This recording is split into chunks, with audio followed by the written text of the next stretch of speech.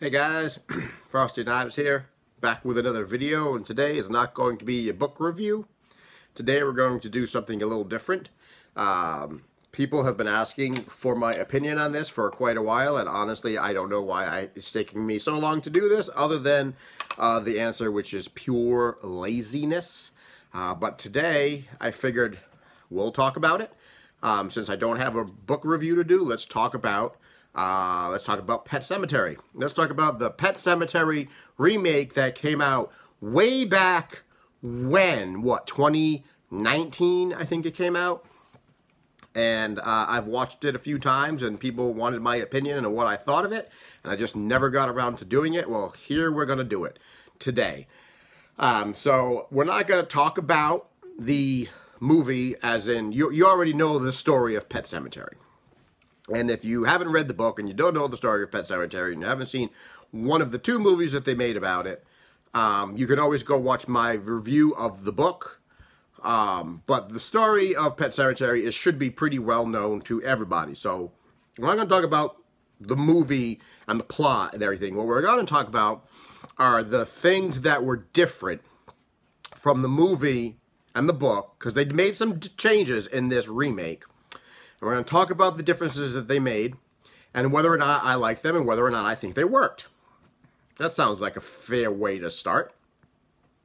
So there are three things that they changed in this movie. Three main things. Now, I'm going to say right off the top of the bat, because people say I spoil things too much, which, you know, I do. But hey, it's my videos, so that's what I do. But anyway, we're going to talk about the movie, and we're going to talk about spoilers. So if you have not seen the remake of Pet Semetary yet, and you don't want to talk about spoilers, we're going to talk about spoilers. We're going to go all the way into spoiler land. So we're going to talk about the three main things that they changed, which was who dies, Zelda, and the ending. See, I made little names for them. Who dies, Zelda, and the ending. And then there are a couple of honorable mentions that I'm going to talk about. I'm not going to spend a whole lot of time on them. So I will say off the top, right at the top of the review, that I liked it. I liked the new Pet Semetary. I thought it was really well done. I thought it was creepy. I thought it stayed fairly faithful to, if not the letter of the text, right, the letter of the law, but faithful to the spirit of the book. And I thought the actors did a great job. I thought it was well done and well filmed. So let's talk about a couple of my honorable mentions, right? Things that were in the big three. And they all revolve around Judd. In this movie, Judd is played by John Lithgow. And John Lithgow is a great actor. But one of the things that is a little different from the last movie and whatnot is that, and these are nitpicks. This is a nitpick, okay? I admit this is a nitpick, but it's just mine. I really wish Judd would have had more of a Maine accent. He didn't. He didn't have a Maine accent, and to me that was just unfortunate, because in the original movie, Judd was played by Fred Gwynne. He of Herman Munster fame. And he had that sort of twang, that Maine twang, and you got used to hearing it, especially when they give the signature lines of the movie, right? When they give the catchphrases of the movie, when they say, you know, when they say sometimes dead is better, or when they say the soil of a man's heart is stonier. When they say those signature lines, and it's not delivered in a twangy sort of Maine accent, it's a little jarring. So that's a nitpick. I wish that John Lithgow had given more of a twang, more of a Maine accent, but he didn't. But I still liked his Judd. Still think it was well done. They also didn't really talk about Nora. Now in the movie, in the remake, 2019 remake, Nora has already passed away. In the book, in the original movie, Nora was still alive. If you remember, Nora was still alive, and then she has a heart attack. And then Judd goes to get Lewis, because he's the only doctor that he knows, and he's right across the street. And then Lewis comes and administers like CPR and everything until they can get her to a hospital. And he effectively saves Nora's life. still eventually passes away, but at that point he saves her life. And Judd is so grateful for that, that when Church dies and Ellie becomes distraught, he decides, I'm going to show him the secret. I'm going to take him to the cemetery so that Ellie doesn't have to be sad. And that's the motivation of how the whole circle starts, the whole cycle starts. You saved my wife, I'm going to save your daughter's cat. That's not in this movie because Nora's already passed away. So they had to come up with another motivation. And that motivation was, hey, Judd was lonely. He had lived alone for a while. Nora had passed away, and he felt drawn to Ellie, and he liked Ellie, and Ellie made him happy, and Ellie was such a wonderful child. And so when her cat died, he didn't want her to be sad, so he shows him the cemetery. It's a bit thin, you know, for an excuse. It's a bit thin for a motivation, but I'll take it. I mean, I really liked the Nora angle, but it is what it is, and it really doesn't detract a whole lot from the movie. So that's why the whole Judd stuff is, in my opinion, as far as I'm concerned, honorable mentions. Now let's talk about the three main things that they changed, because they changed three things. Number one, who dies? Well, it's not Gage. How could you spoil that? So in this movie, the person who got creamed by the Orinco tanker trailer was not Gage. It was Ellie. Ellie dies. And I have my feelings on why they did this. I don't read like for behind the scenes and decisions by the director, so I don't know anything official. But I have some theories and feelings on why they made it Ellie instead of Gage. Now in the book, as in the movie, I mean, Gage is supposed to be like a 5-year-old child.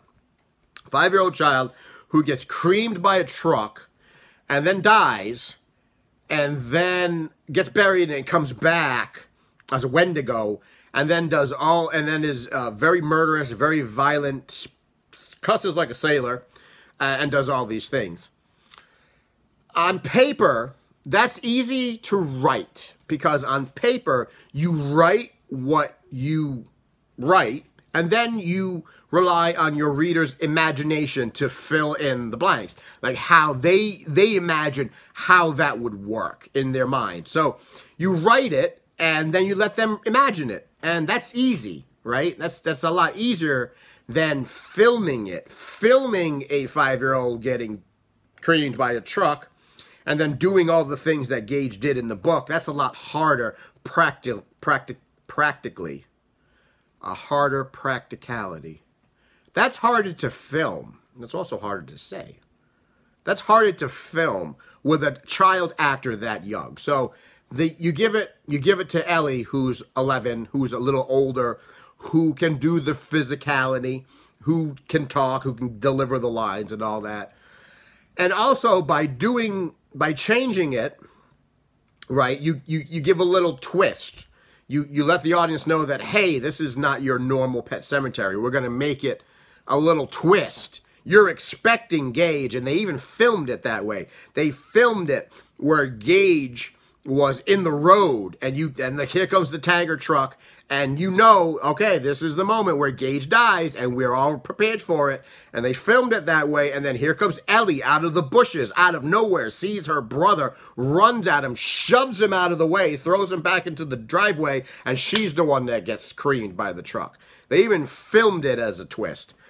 And then she gets to be the big baddie. And I think it works. I mean, it's the same result with a different person, right? The same result, one of Lewis's children dies. And now we have the death of a child. And we have to deal with the grief of that. And it still works. It's still the death of a child. It's just a different child. And, you know, without having it be Gage, it takes some things away that were in the book, right? You don't get to see Gage do all the Gage things. You don't see a murderous 5-year-old. You don't get to see the scene in the book where there's Gage's funeral, and then, you know, Lewis and his father-in-law have a fight to the point where they knock over Gage's casket and Gage partially rolls out of it, and all of those terrible things that went around with Gage's death. You don't have that, but you have Ellie. And you have some other creepy moments with Ellie, like when Ellie comes back and she wants to look pretty, and Lewis gives her a bath and wants to put her in the dress, and he's combing her hair. And he sees the staples in the back of her head where she had an autopsy and probably had her brain removed. So you still have creepy Ellie moments. So that change to me worked. Same effect, same chain of events, just with a different person. And that's fine. They didn't really change anything major. That's fine. I think it works. I think it worked well for the movie. The second change was Zelda. Now, they really changed the way Zelda died, and I'm not really sure why, and I don't know if it works. So Zelda was Rachel's sister. She's the reason that Rachel doesn't want to talk about death, because Rachel was there the day Zelda died. Her parents left her alone to take care of her disabled older sister, and she died on Rachel's watch. And that really tormented her for the rest of her life, because she was young when it happened. And that was in the movie too. So we have the movie where Rachel is being left alone with Zelda, and Zelda, the dark secret in the back hallway that nobody wanted to talk about, and she had to feed her. Now, if I remember, in the book and in the movie, Zelda choked. Rachel brought her her food because Zelda was bedridden, brought her her food, fed her her soup or whatever, and while she was feeding her, she choked, and she died right in front of her. I think that's how it happened in the book, too. In the movie, they got a dumbwaiter. I don't know when they ever got a dumbwaiter, but they got a dumbwaiter, and Rachel didn't want to go into Zelda's room, so she put her food in the dumbwaiter, sent it up, and then somehow or other, Zelda got out of bed, went to the dumbwaiter, got her food, and through some unforeseen chain of events, because we never see it, Zelda fell down the dumbwaiter and landed right in front of Rachel. She falls down the dumbwaiter and dies all twisty-like. I think they filmed it that way because they wanted that shock value. They wanted that moment where she falls down the dumbwaiter and the audience and Rachel both go, "Oh my God, what happened?" It doesn't really work for me because Zelda was bedridden. Zelda...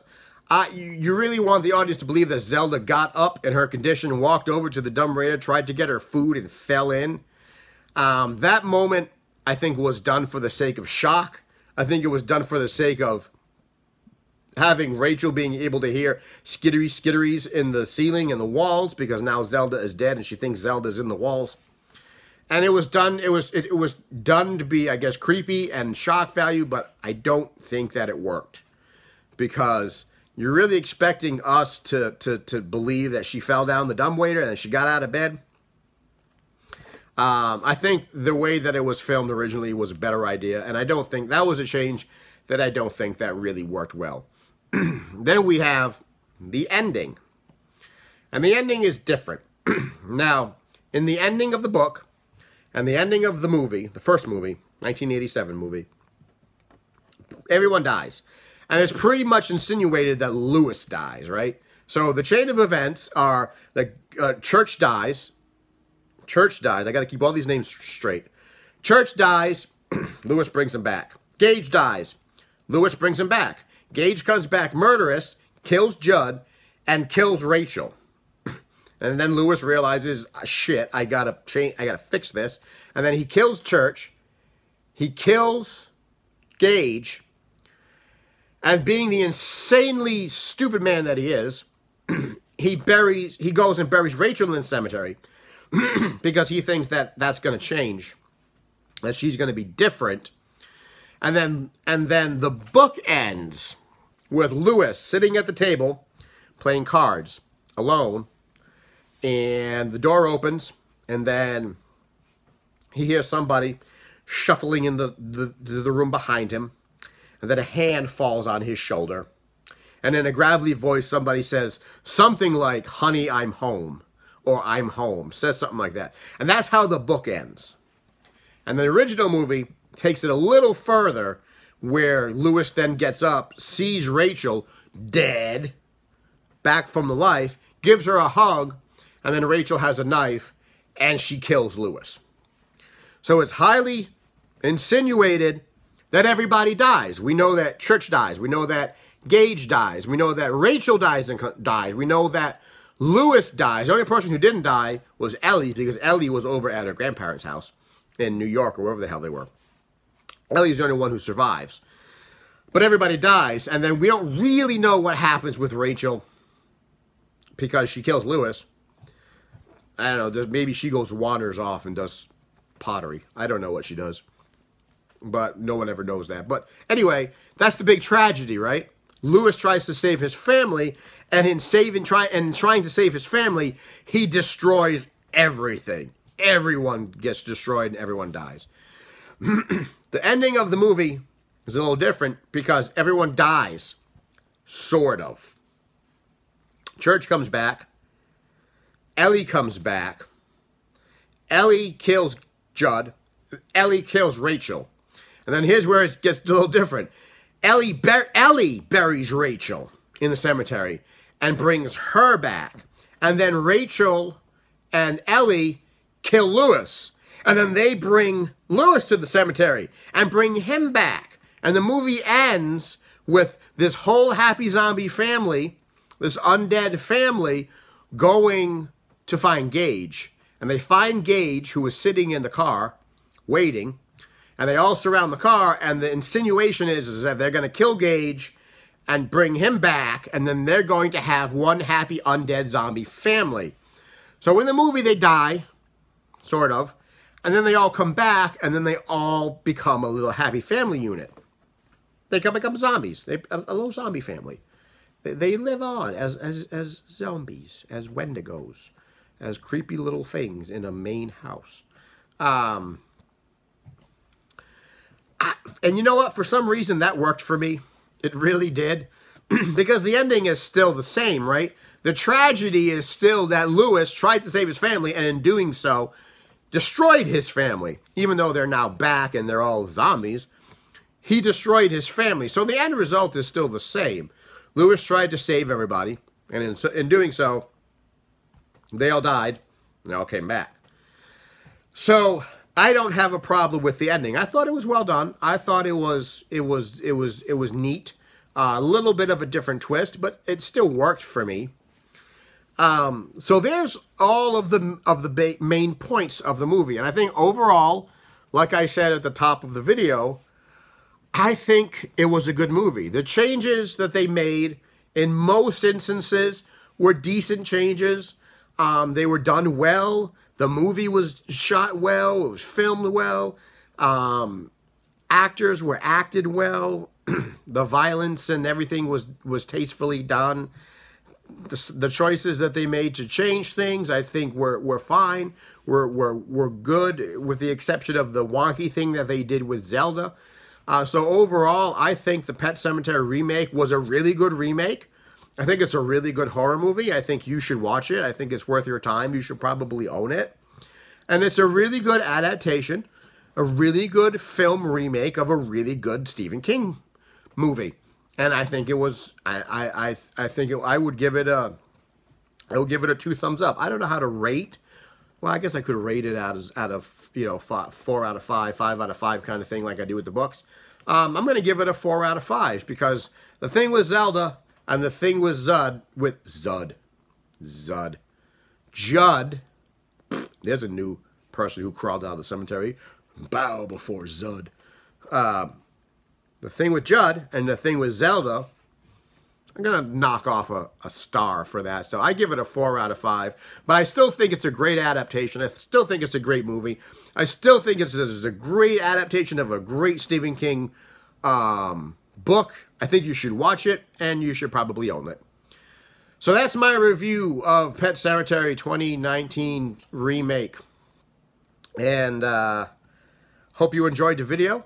If you like it, pass it around, hit the subscribe button. Tell your friends, tell your enemies, share it around. And until next time, I guess I will see you in the next video.